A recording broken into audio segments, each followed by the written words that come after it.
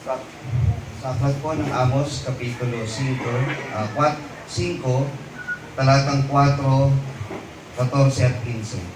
Sapagkat ganito ang sabi ng Panginoon sa isang bahayan ni Israel, hanapin ninyo ako at kayo'y mga bubuhay.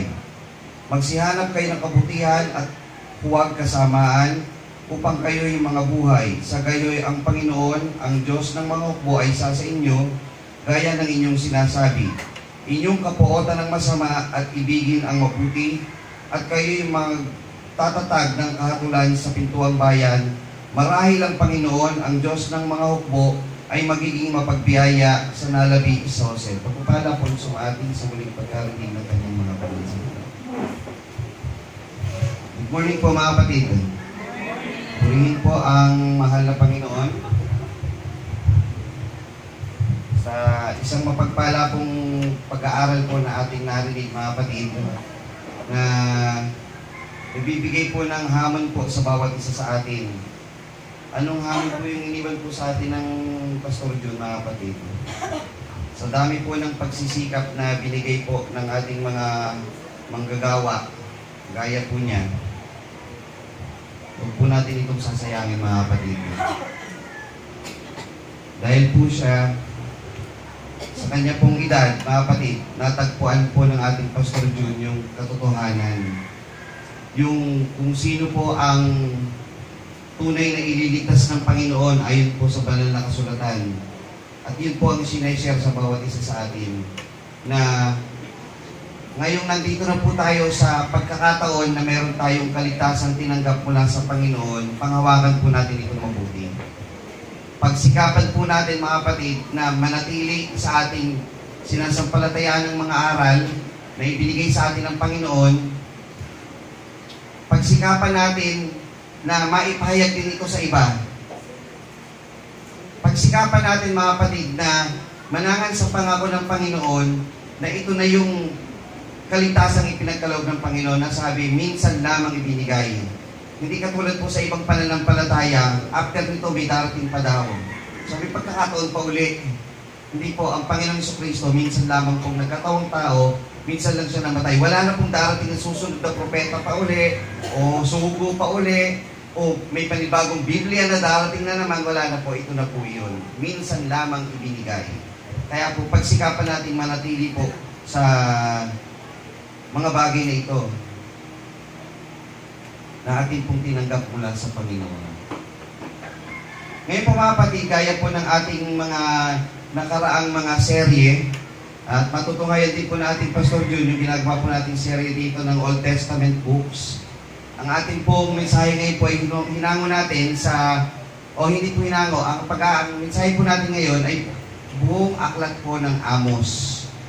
Nakaraang po ay Nahum. Ito po, Nahum. May FPJ pa nga tayo nabanggit nun eh. Nung nandito naman ang Pastor Perdi, Sepanyas naman yung inabot. Pastor Jun, Sepanyas. Meron tayong pinaawit na nakanta yung The Lord thy God in the midst of He is mighty. So yun yung mga tampok na mga mga parte.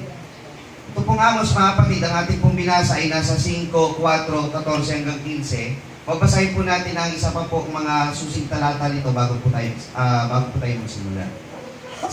Sa Amos 1:1, 2:6 at 5:4, ang mga salita ni Amos na nasa gitna ng mga pastor sa Tekoa, na nakita niya tungkol sa Israel na ang karawan ni Uzziah na hari sa Huda at ang karawan ni Jeroboam na anak ni Joas na hari sa Israel, na 2 taon bago lumindol. Sa 2:6, ganito ang sabi ng Panginoon, dahil sa 3 pagsalansang ng Israel, oo dahil sa 4, hindi ko ihiwalay ang kaparusahan sa kanya sapagkat kanilang ipinagbili ang matuwid dahil sa pilak at ang mapagkailangan sa 2 paang pangyapak.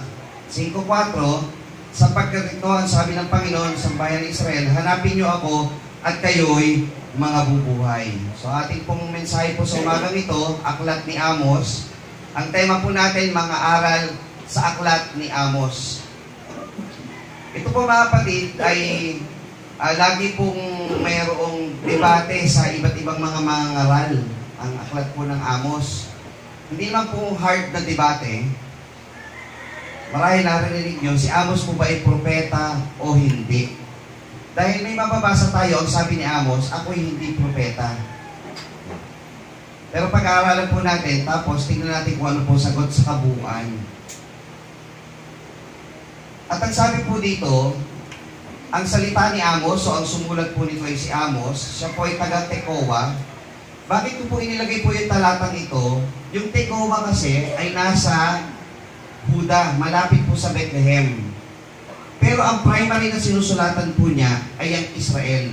Naalala niyo po, nagkaroon ng dalawang hati ang bansang Israel. Yung 10 tribes, yun yung tinatawag na Israel, at yung 2 tribes, yung Huda at Benjamin, yun yung tinatawag na Huda. So nagkaroon ng dalawang kaharian, yung buong bansang Israel. Ang gumamit ng bansang Israel na title is yung 10 tribes, tapos yung Huda, yun yung gumamit na ng salitang Huda. So naging dalawa yung bansa ng Israel, isang Northern Kingdom at Southern Kingdom. Si Amos, taga-Southern Kingdom, pero ang primary na sinusulatan niya, taga-Northern Kingdom. Hindi katulad ng ibang mga minor prophet, sinusulatan niya, kung taga-North siya, North ang sinusulatan niya. Kung taga-South siya, South yung sinusulatan niya. Meron naman yung iba, kabuuan yung sinusulatan. Si Amos, bagaman binabanggit din niya ang Huda, ngunit, ang sinusulatan talaga po niya, primarily po, ay ang Israel. Ang pinakamaraming bagay po na kanyang sinusulat ay ang Israel. Ang sumulat po nito ay si Propeta Amos, bilang ng kapitulo po nito ay Siyam, bilang ng talata ay 146 at ang susing talata po ay ang ating binasa. Pag binasa po natin yung buong aklat na may Siyam na kapitulo ng Amos, ito po yung kabuuan niya. Yung karapat-dapat na paghahanap sa Diyos at ang pagtawag sa katarungan at kabanalan na ayon sa Panginoon. Mamaya malalaman niyo kung bakit ganito. Meron bang hindi karapat-dapat na paghahanap sa Diyos? Kaya ang sabi rito, karapat-dapat na paghahanap sa Diyos. Pangalawa, pagtawag sa katarungan at kabanalan na ayon sa Diyos. Meron bang humahanap ng kabanalan at meron bang humahanap ng katarungan na hindi ayon sa Diyos? Kabanalan nga eh. Meron bang kabanalan na hindi ayon sa Diyos? Tingnan po natin mamaya kung ano po yung mga yan. So ang tempo nito, karapat-dapat na paghahanap sa Diyos at pagtawag sa katarungan at kabanalan na ayon sa Diyos.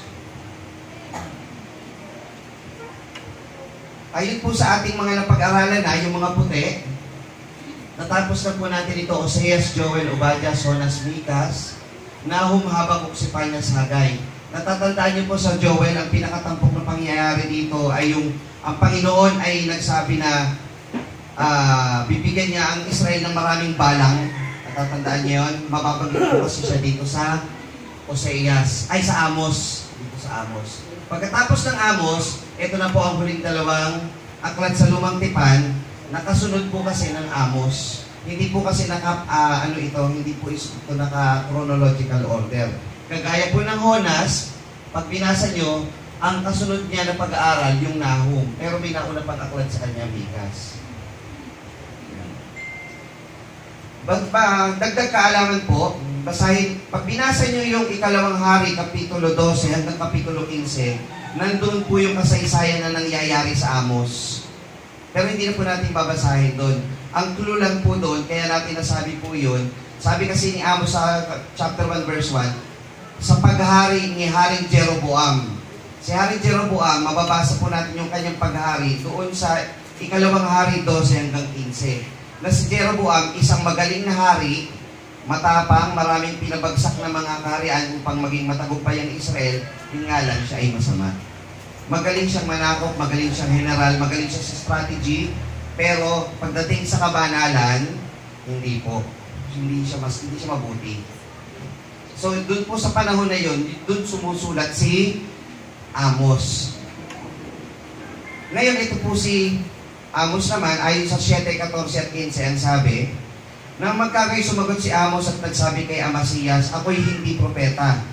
So sabi, propeta ba si Amos? Sabi, hindi. Bakit? Sabi daw niya kasi hindi siya propeta o anak man ng propeta, kundi ako'y pastor at manggagawa sa puno ng mga sikomoro. At kinuha ako ng Panginoon mula sa pagsunod sa kawan at sinabi ng Panginoon sa akin, ikaw ay yumaon, manghula ka sa aking bayan. Nung tinawag siya ng Panginoon, hindi pa siya propeta. Sabi niya, ako'y hindi propeta. Kaya dun sa sumunod na talata, at ako'y kinuha ng Panginoon. So, nung umpisa, hindi naman talaga siya propeta. Tama po yun. Pero ano sabi ng Panginoon? Sa Amos 3:7, tunay na ang Panginoon ay walang gagawin, kundi kanyang ihahayag ang kanyang lihim sa kanyang mga lingkod na mga propeta. Kung si Amos ay pinaghayagan ng Panginoon ng kanyang lihim, ano si Amos? Na magpapahayag sa atin ng lihim ng Panginoon. Siya ay propeta. Nung umpisa, hindi siya propeta. Tinawag siya ng Panginoon upang paghayagan ng kanyang mga lihim, upang ipahayag sa tao. Siya na ngayon ay naging isang propeta. Ganun po ang sequence nun. Kaya yung iba po, natigil lang po sa talatang ito, sa 14 at 15, na si Amos daw ay hindi propeta. Hindi na, sa 14, hindi na nabasa yung 15. At yung 13, 3:7, na ang Panginoon ang sabi, walang gagawin kundi ihahayag niya. Kaya si Isaiah, si Jeremias, pinaghayagan ng Panginoon ng kanyang lihim, isinulat upang ipahayag sa atin. Sila po ay mga propeta ng Panginoon, gaya ni Amos. Ngayon, ang tanong, ano ang inihayag ng Diyos kay propeta Amos? Ito po yung mga inihayag niya. Ang tungkol sa Damasco, ano yung mga kasamaan ng Damasco, ng mga Pilisteo. Ang Pilisteo, meron po sila, hindi talaga malapit sa Israel o taga-Israel ang mga Pilisteo, mga taga-ano po yan, Mediterranean. Pumunta sila sa Egypt, sinakop nila nga lang, malakas ang Egypt, hindi nila, sila ang natalo, akyat sila ngayon sa Israel. Ang Israel, meron silang nasakop po doon sa Gaza Strip na 5 bayan. Yung Gat, Gaza, Ashdod, Ascalon at Ekron, yung tinatawag na Gaza Strip, na naging masama din. Yung Tyre o Tiro, yung Edom, naging masama din. Yung Edom po ay yung dating Esau. Tungkol kay Ammon at Moab, yung Ammon at Moab, yun po yung mga naging bunga ng incest relationship ng anak ni Lot sa kanya. Naalala niyo si Lot nung naging matanda? Sabi, nagunaw na yung Sodom at Gomorrah, sabi ng dalawang magkapatid, malilipol na yung lahi natin. So sinipingan nila si Lot, na matanda na, nagkaroon ng anak, yung Moabita at Ammonita. So naging masama din sila sa paningin ng Panginoon. Tungkol sa Huda, naging masama din, at tungkol sa Israel, ito po yung tinutukoy. Ano ngayon ang mga kasamaang ginawa nila? So gaya po doon sa pagsambatayan natin kanina, meron na silang mga masasamang ginawa. Mamaya babasahin po natin. Ayon po sa mapa, ito pong green, yung Israel, ito pong brown, yung Huda. So yung kabuuan niyan, yan yung bansang Israel. So nagkaroon po ng dalawang function. Ito pong nasa gilid ng Huda, paakyat po, yun yung Gaza, Ascalon, Ashdod, Ekron, pataas po, yung Gaza Strip, mula sa Mediterranean Sea. Ito yung Edom, ito yung Moab, yun yung Ammon. So lahat ng nakapaligid sa Israel, naging masama, kaya ang Israel nahawa sa kasamaan ng kanilang mga karatig bansa. Kasi ang bilin po ng Panginoon kay Moises at kay Josue, pag napunta kayo sa lupang pangako, sa lupa na yan, lahat ng nakatira dyan, lilipulin. Hindi nila lilipol. Yung mga tao doon, nakipanayam silang kasama noon, at yung mga Diyos-Diyosa na nandun sa bayan na yon, inarinig din nilang mga Diyos. Kaya nagkasala ang Israel. At hanggang sa panahon ni Amos, ayan, nandun na po yung kasamaan ng Israel, na imbis na mahawahan nila yung lupang pangako na ito ang Diyos na kinikilala namin, yun ang dapat sampalatayanan, yung kinikilala nila, yun ang doon nahawa yung mga taga-Israel na nakipanayam. Di ba tumakas sila sa nag-exodo sila mula sa Ehipto, pumunta sila dito sa lupang pangako. Dapat yung Diyos na kinikilala nila ang maipakilala dito, di ba? Pero yung Diyos na nandito, yung mga Diyos-Diyosan, nahawa sila noon. Dahil sa pagsuway, ay may pinarating na kaparusahan sa mga bansa o sa mga bayan na ito, sa lahat po ng mga nabanggit na yun. So si Amos ay gumawa po ng sermon o gumawa po ng mga tula, mga sinulat upang intindihin ng Israel. Alam niyo mga kapatid, itong aklat ng Amos, pag binasa po ninyo, medyo magaan siya. Hindi po siya mahirap intindihin sa isang baguhang mong babasa. Kasi po si Amos may karakter ng pagsusulat ng maginhawang basahin, hindi masyadong malalim. At yung kanyang sequence ng mga paragraph, hindi talon-talon. Kumbaga, may siya, talatang ganito, ito lang ang pinag-uusapan, talatang ito lang, hindi pa talon-talon. Maganda yung kanyang paraan ng pagsusulat, systematic, parang si Lucas. Ganyan siya. So yung 3:1 hanggang 3 at kapitulo 16, ito po yung binabanggit. Dingginin niyo ang mga salita nito na sinilita ng Panginoon laban sa inyo o mga nang Israel, laban sa buong angkan na aking iniahon mula sa lupain ng Ehipto na sinasabi. Kayo lamang ang aking nakilala sa lahat ng mga kanang lupa, kaya aking dadalawin sa inyo ang lahat ninyong kasamaan. So yung Israel na iniahon sa Ehipto, dadalawin daw ng Panginoon dahil sa kasamaan nila. Ano yung mga pinaggagawa nitong Israel? Basahin natin.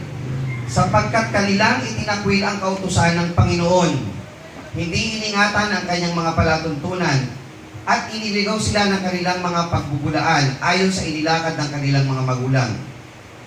Talatang 6. Sapagkat kanilang ipinagbili ang matuwid dahil sa pilak, nagbibili sila ng mga tao. So doon sa una, hindi iningatan yung palatuntunan, inilagaw sila ng kanilang pagbubulaan o pagsisinungaling, inilakad nila yung inilakad ng kanilang mga magulang na naglingkod sa ibang mga Diyos.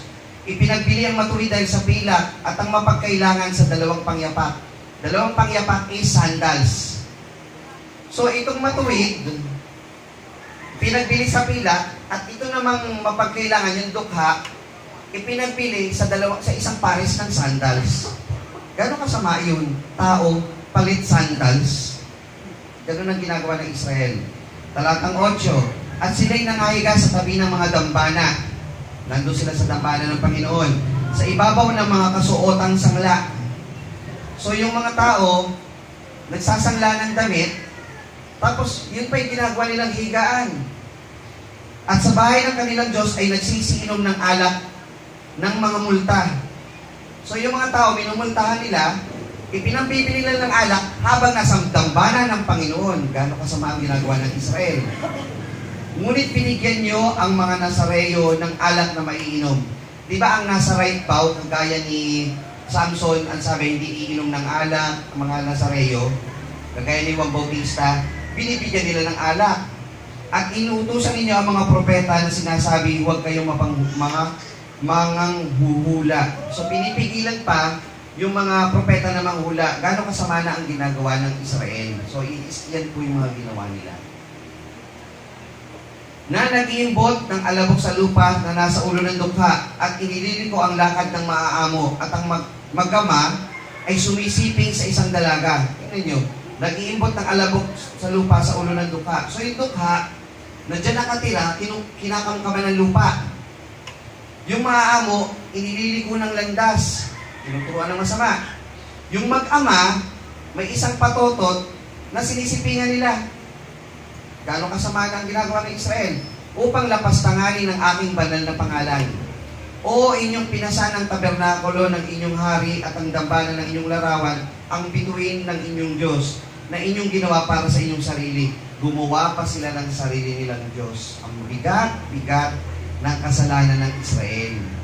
So si Propeta Amos, kinuha ng Panginoon upang sabihin sa Israel, eto na ang mga pinagsasagawa ninyo.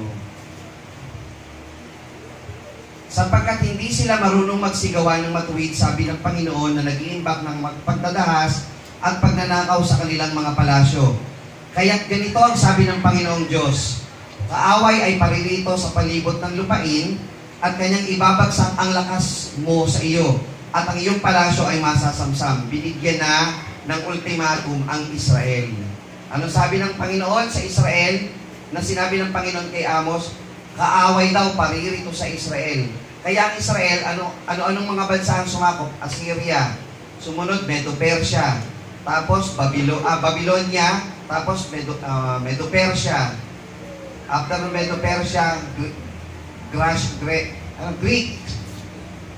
Tapos, after ng Greek, sa panahon ng Bagong Tipan, Roma naman ang sumakop sa Israel. Kaya ang Israel talagang nakukubkub sila ng mga mananakop. Letter B, binigyan ng hatol ng Panginoon ng kasamaan ng Israel. Ang purpose natin sa pag-aaral ng isang aklat, mga kapatid, alamin natin yung buong istorya para pag kayo ay magbasa, alam niyo na dagdag kaalaman, sabi ng ating Pastor Jun kanina, at ang aking kautusan ay ilalagay sa inyong puso at isip. Paano mailalagay sa puso at isip natin yun? Aralin natin mabuti. Kailangan meron tayong background sa bawat aklat sa Biblia. So ito yung mga paraan paano natin ito matatandaan. Hatol sa kasamaan ng Israel. Tingin niyo ang salitang ito o mga baka ng basan. Natatandaan nyo, simpleng tao lang to si Amos. Dati siya ay pastor, nag-aalaga doon sa ilalim ng puno ng sikomoro. Straightforward siya magsalita. Kaya yung mga kababaihan doon sa Israel, di ba, kahit sa panahon ngayon, di ba, pag sinabi yung parang sabihin mo na lahat sa isang babae, wag lang yung anong word. Mataba.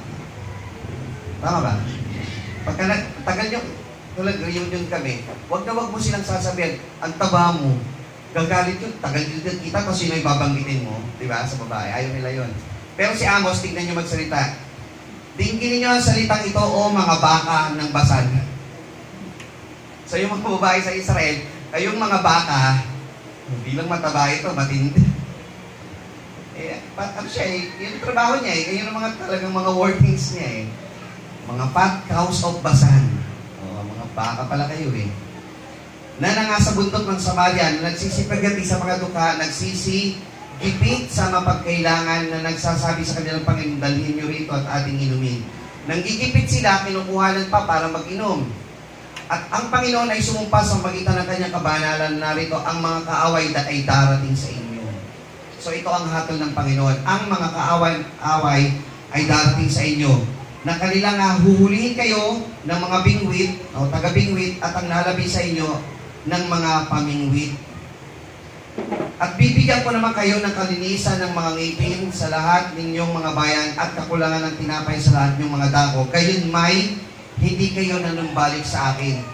Ang Panginoon, tingnan niyo itong sa 4:6. Ang daming ginagawa ng Panginoon sa Israel para manumbalik. Tingnan niyo. Binigyan ko kayo ng kalinisan ng mga ngipin sa lahat ninyong bayan at kakulangan ng tinapay. Nagutom kayo. Hindi kayo bumalik sa akin. Akin naman pinigil ang ulan, 3 buwan. At pag-aani na, aking pinaulan ang isang bayan at hindi ko pinaulan ng kabilang bayan. Isang bagay inulanan at ang bagay hindi inulanan. Sa gayon 2 o 3 bayan ay nagsigala sa isang bayan upang magsinom ng tubig. Hindi nangapawi ang uhaw. Gayon may hindi pa rin kayo nanumbalik sa akin. So ang dami ng ginagawa ng Panginoon. Dagdagan natin. Aking sinalot kayo ng pagkalanta at ng amag. Gayon may hindi kayo nanumbalik sa akin. Aking pinarating sa gitna nyo ang salot gaya ng sa Ehipto. Gayon may hindi kayo nagsipanumbalik sa akin. Aking ibinuwal ang iba sa inyo gaya ng ibinuwal ng Diyos ng Sodoma at Gomora. Gayon may hindi kayo nanumbalik sa akin, sabi ng Panginoon. So ito kami ginawa na ng Panginoon. Ito kasamaan ng Israel, sukdulan na ang kasamaan nyo, ang dami ng ginawa ng Panginoon na paramdam, salot, gutom, pang-aapi ng ibang bansa, ayaw niyo pa rin manumbalik sa akin. Talagang matigas ang ulo. Kaya naman, nagkaroon ng panayam sa Israel sa 5:1 hanggang 14 ng Amos. Ito naman ang sinabi ng Panginoon. Dinggin ninyo ang salita na aking itinagoy sa inyo o sambahayan ni Israel. Ano po yung itinagoy? Ano po yung Tagalog nun? Nagpis, iniiyak, parang malungkot na pasigaw. Ganun kasi, tinagoy kasi medyo malakas yan na may kalungkutan. So, malungkot na pasigaw na may hinagpis na sinasabi ko sa inyo, ganun yun. Aking itinagoy sa inyo o sambahayan ni Israel. Sapagkat ganitong sabi ng Panginoon sa sambahayan ni Israel, hanapin ninyo ako at kayo yung mga bubuhay. Puro na ako paramdam, ayaw nyo pa, kaya ito na lang. Para mabuhay kayo, hanapin ninyo ako. So yun na, sabi ng Panginoon. Magsihanap kayo ng kabutihan at huwag kasamaan. Tingnan niyo yung salita. Pag-aralan niyo mabuti, mga kapatid. Magsihanap kayo ng kabutihan at huwag kasamaan. Tapos dito sa 15, inyong kapuotan ng masama at ibigin ng mabuti. Nilinaw dito ng Panginoon. Kasi may mga tao, nakita ko ang kabutihan, nakita ko kasamaan. nakita mo lang. Diba? Pero dito, iyong kapuotan ng masama at ibigin mo ang mabuti. Ano ibig sabihin nun? Love good. Hindi basta nakita mo lang. Pag nakita mo na yung masama, kapuotan mo yan. Pag nakita mo ang mabuti, ibigin mo yan, panghawakan mo yan, gawin mo yan. Yun ang ibig sabihin nun. So, hanapin ninyo ang Panginoon para kayo'y mabuhay, inyong kapuotan ng masama at ibigin ninyo ang mabuti. Seek good and not evil. Hate evil and love good. Tandaan itong salita na ito, mga kapatid. Dahil sa salita ng Panginoon na ito, may lumabas na tanong sa Israel.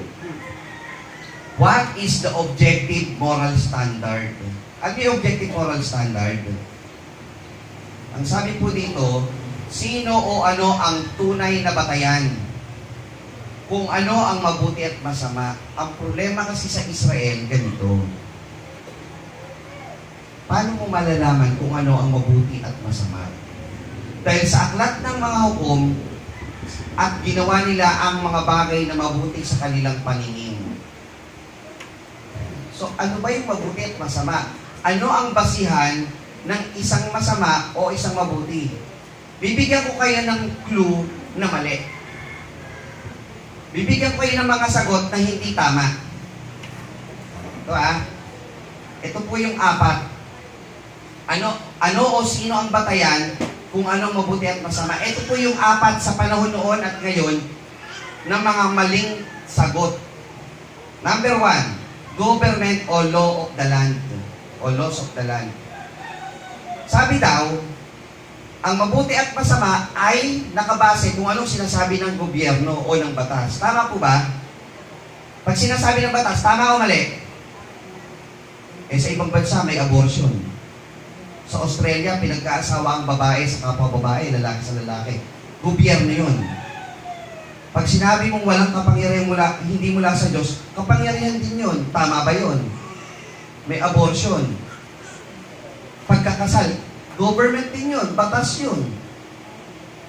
Sasabihin pa ng iba, gaya ng Australia, ang tinalian sa lupa, tinalian sa langit. Batas yan. Pinagtibay yan sa batas ng lupa. Tama ba yun?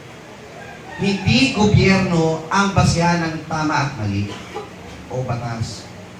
Sa China, mayroong one-child policy. Doon sa Northern Korea, may one-child policy. Tama ba yun? Pagka lumampas sa anak mo, kailangan mo ng kita ng buhay. Gobyerno yun. Tama ba yun? Mali. So, hindi gobyerno o batas ang basihan ng tama at mali. Pangalawa, culture o majority. Kapag sinasabi daw ng nakararami, ito na ang tama. Tama, mali? Mali po yun. Tingnan nyo, bigyan ko example. Ano sinasabi ng nakararami?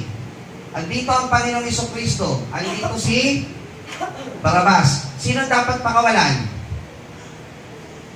Ang Kristo. Sino mas maraming sumagot? Barabas. Ibig sabihin, tama na sila. O, biblical. Daang makipot at daang maluwag. Marami ang nagsisipasok doon. Ibig sabihin ba, kumot marami, yun ang tama? Hindi rin. So, ang majority o kultura ay hindi nangangahulugan na ito na ang tama. Pangatlo, own heart, self-eyes, o tinatawag natin na sarili mong prinsipyo.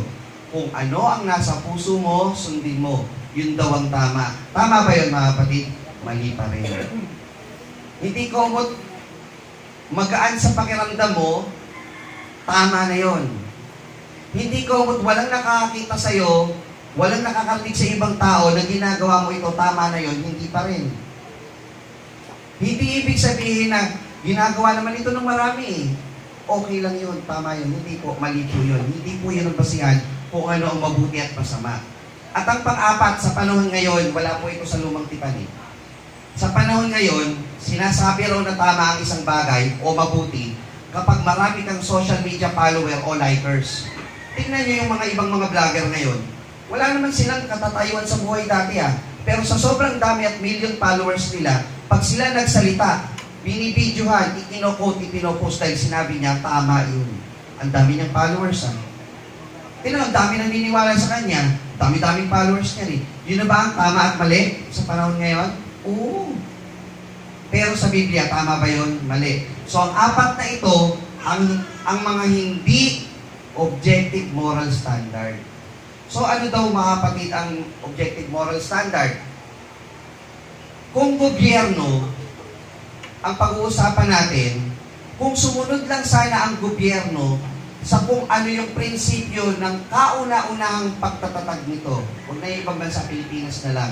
Sabi po dun sa preamble, sa pinaka-first page ng Saligang Batas ng Pilipinas, we, the sovereign Filipino people, imploring the aid of Almighty God in order to build a just and humane society and establish a government that shall embody our ideals and aspirations, promote the common good, conserve and develop our patrimony, and to secure ourselves the prosperity and blessings of independence and democracy under the rule of law and the regime of truth, freedom, love, justice, equality, and peace, do ordain and promulgate this Constitution. Sado pa, high school pa po yan. Imploring the aid of Almighty God. Ang batas kasi dapat talaga ginawa ayon sa iniuutos ng Panginoon.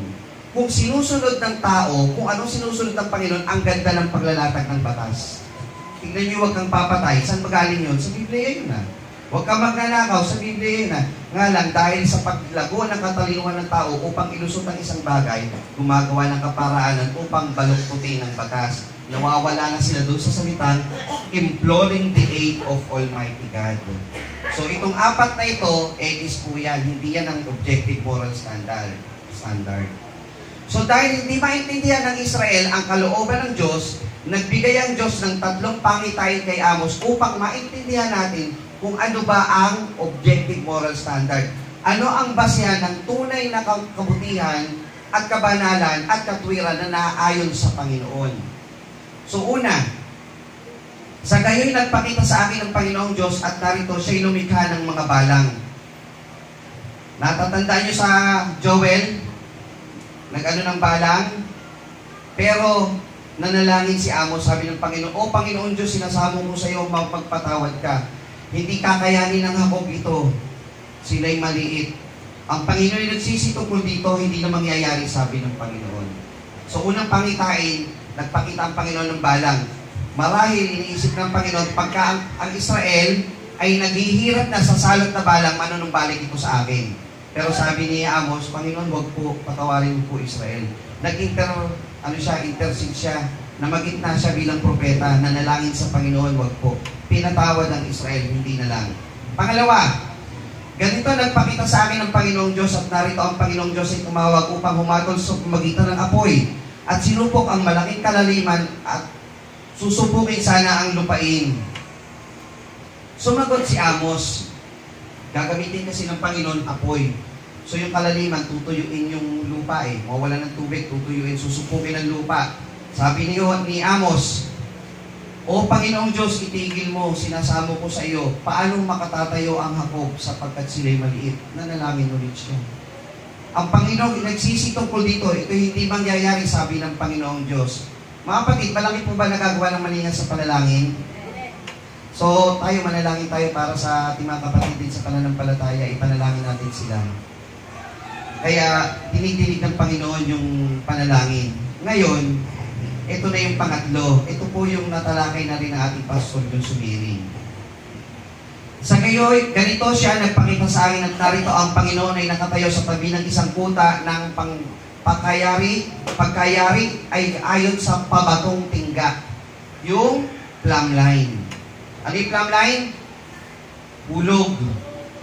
Na may pabatong tingga sa kanyang kamay. At sinabi ng Panginoon sa akin, Amos, anong iyong nakikita? At aking sinabi, isang pabatong tingga. Nang magkagi sinabi ng Panginoon ko, ako'y maglalagay ng pabatong tingga sa gitna ng aking bayan Israel, hindi na ako magdadaan pa sa kanila. Ito po yung pabatong tingga.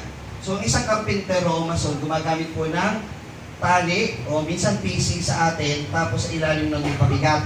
Para makita ko ang ginagawang pader ay pantay. So tayo, pagka mga Pilipino, pag sinabihan ka, ikaw, wala ka sa hulog. Ano ibig sabihin nun? Wala ka sa ayos, baliko ka, gano'n. O, yung lakad mo, hindi tama. So sabi, ano ang moral standard?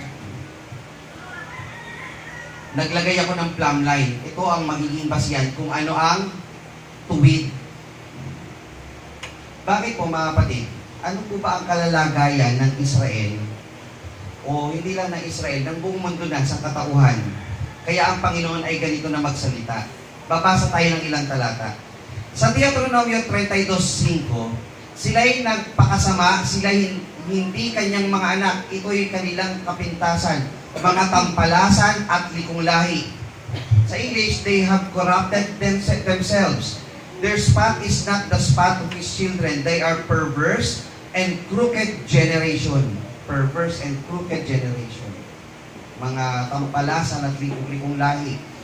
At wag maging gaya ng kanilang mga magulang, may matigas na ulo at mapanghimagsik na lahi. Isang lahi hindi naglagay ng matuwid sa kanilang puso at ang kanilang diwa ay hindi tapat sa Diyos. And might not be as their fathers, a stubborn and rebellious generation, a generation that set not their heart aright, and whose spirit was not steadfast with God. Sabi, a stubborn and rebellious generation. Napakasama nito, no? Isang napakasamang henerasyon. Sa Pilipos, tingnan sa bawat tipan. Upang ngayon maging walang sala at walang malay ang mga anak ng Diyos na walang dungis sa gitna ng isang lahing liko at masama, na sa gitna nila'y lumiwanag kayong tulad sa mga ilaw sa sanglibutan, that ye may be blameless and harmless, the sons of God, without rebuke in the midst of a crooked and perverse nation. So yung mga anak daw ng Diyos, kailangan daw maging liwanag sa gitna ng bayang liko at masama. Magliwanag daw tayo. Sabi sa ating pag-aaral kanina, tinanggap natin, tayo ay napunta sa iglesia, tayo daw ay maging kasangkapan ng Panginoon upang magliwanag, magbigay ilaw sa isang lahing liko at masama. So ang tanong, ibabalik natin, sino o ano ang tunay na batayan kung ano ang mabuti at masama? So ano yung talatang ginamit ng Panginoon? At sinabi ng Panginoon sa akin, Amos, anong iyang nakikita? Isang pabatong tingga. Pagka ang hulog ba, mga kapatid, ginamit mo, maaari ba yung gamitin mo sa kaliwa, papunta ng kanan? Kanan, papuntang kaliwa. Ilalim, pataas. Napaka-imposibleng mangyari. Ang hulog po nangyayari ay mula itaas, pababa. Ang standard ay manggagaling sa Diyos papunta sa tao. Para ikaw ay maging matuwid, umayon ka sa sinasabi ng Panginoon papunta sa tao. Hindi yung tao ang magdidesisyon kung anong tama na ipaparating niya sa Diyos. So ang Diyos, yung pabatong tingga o plumb line na inilalarawan. Siya po ang ating magiging batayan. Kung anong sinasabi ng Panginoon, ito ang objective moral standard. Ito ang magiging batayan kung ano ang mabuti at masama. Kasi may mga tao, maghahandog ng ganito, hindi naman yan ang iniutos ng Panginoon. Kabanalan to, nasa isip niya, pero hindi yan ang gusto ng Panginoon. Magbigay tayo ng example. Kung ang sabi ng Panginoon, isang tupa ang ihain mo ay tupa. Huwag kang maghahain ng baboy. Kahit nasa puso mo, sa lumang tipan, kahit naman si kahit naman si Cain, naghain naman, di ba? Ano ba iniisip niya? Kabanalan hindi. Maghain o hindi? Maghain. Pero ba't hindi siya minarapat? May gusto ang Panginoon. Meron siyang pamantayan. Kahit naman doon sa panahon ni Moises, may mga gumamit pa nga ng maling apoy. May apoy na tinutukoy ang Panginoon. Merong mga gumamit ng maling apoy. So mali po yun. Kahit kabanalan ang gusto na, hindi po maaari eh. So dapat ayon sa kagustuhan ng Panginoon, ayon sa nasusulat yung paghahain mo. Panahon ngayon, mga kapatid, may mga pangkat ng pananampalataya. Sabi nila, ang Diyos tumitingin saan? Hindi sa anyo. So tayo daw, pag nananalangin, Pastor June, pwede na daw kahit anong uri ng posisyon. O naghahain ba yun o hindi? Naghahain yun, pero ang Panginoon may pamantayan. Anong gusto ng Panginoon? Paluhod. So ano dapat mong gawin? Paluhod ka. Sino gusto ng Panginoon eh? May mga pangkat ng pananampalataya. ang nangangaral nangunguna, kababaihan. Masama ba yung ginagawa nila ayon sa kanilang puso? Hindi naman masama yun, nangangaral nga eh. Pero may pamantayan ng Diyos. Sabi ng Panginoon, ang babae, mag-aral naman ng himig sa iglesia. Meron kayong sariling ministeryo. Ang pangunguna ay hindi para sa kabayan, hindi para sa kalalakihan. Maghahain ka, pero ayon sa kagustuhan ng Panginoon. O bigyan natin naman sa pagkakaloob. Ang 10% ba, paghahandog sa Panginoon? Paghahandog, di ba? Pero ayon ba sa kalooban ng Diyos sa bagong tipan yun?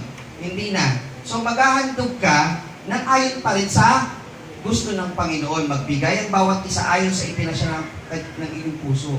So, ang standard ng paglilingkod sa Panginoon, kung ano iniutos ng Panginoon papunta sa tao, diyan ka a-align. Paano mo malalaman kung ano ang i-align ng Panginoon sa iyo? Eh, hindi na naman nangungusap ang Panginoon sa magitan ng kanyang sariling tinig ngayon. Meron tayong Biblia, mga kapatid.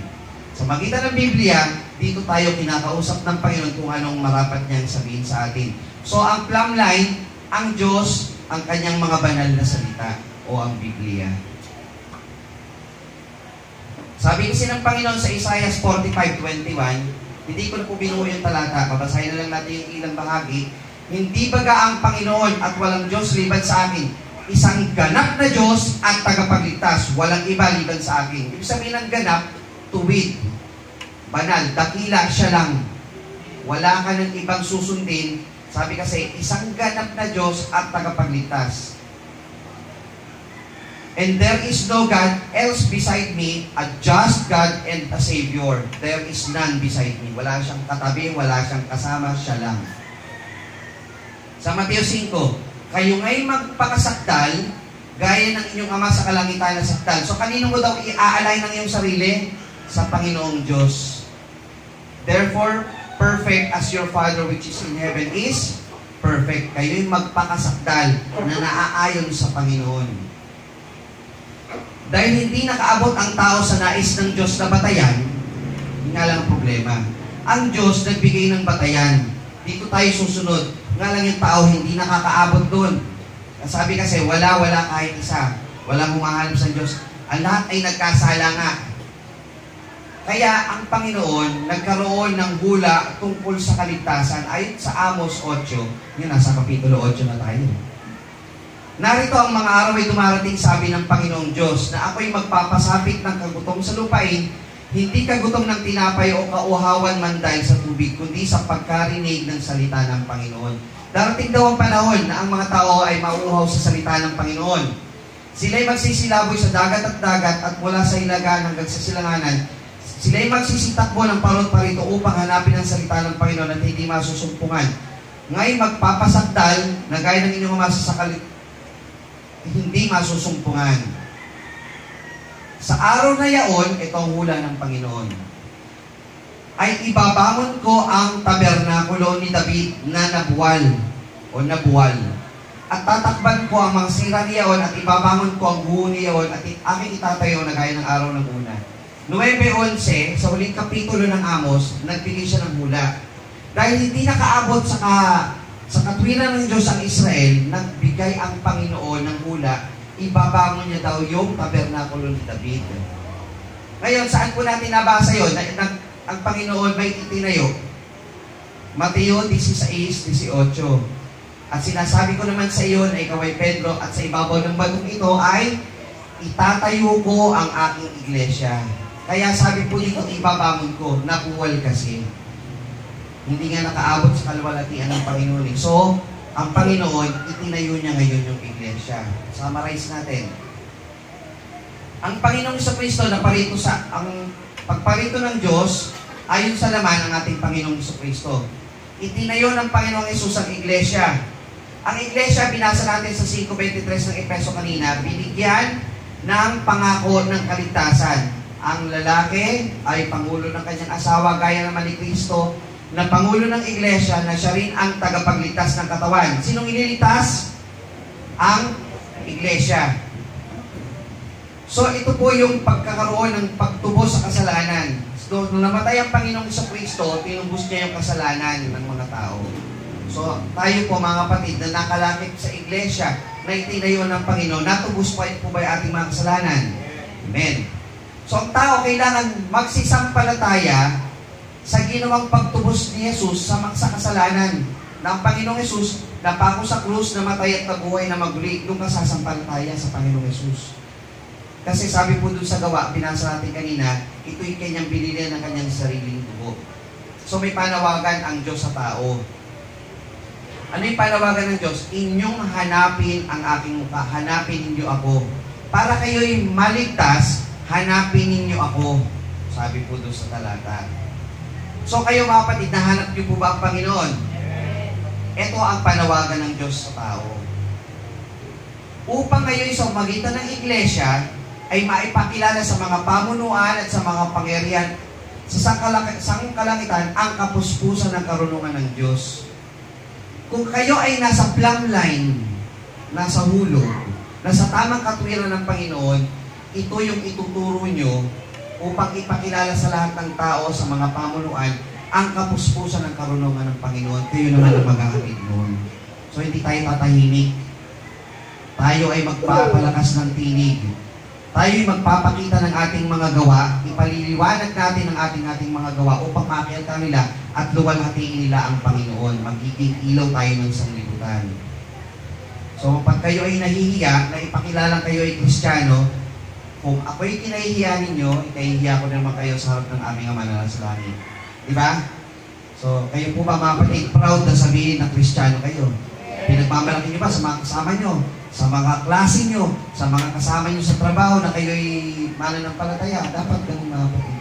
Ipakilala nyo ang Panginoon sa lahat ng paraan ng inyong pamumuhay. Kaya po, sabi dito, nabalikan natin yung ating pagsambatayan.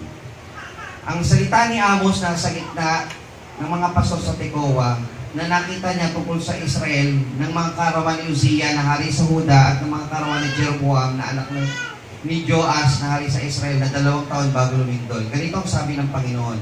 Dahil sa 3 pagsalangsang ng Israel o dahil sa 4, hindi ko ihiwalay ang kaparusahan sa kanya.